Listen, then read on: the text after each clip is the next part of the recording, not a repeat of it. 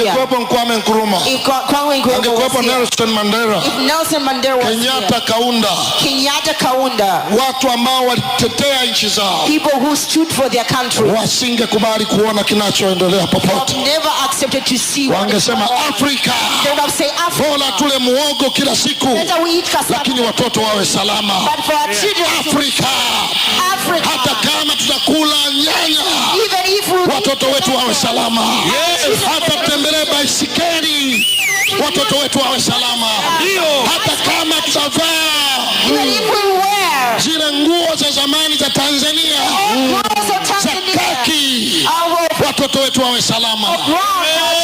Ninaamini wangekuwepo hao, hata nchi zingine za Afrika unazosikia wanaingiza hizo agenda, zisingeweza kukubalika. We would have never accept that.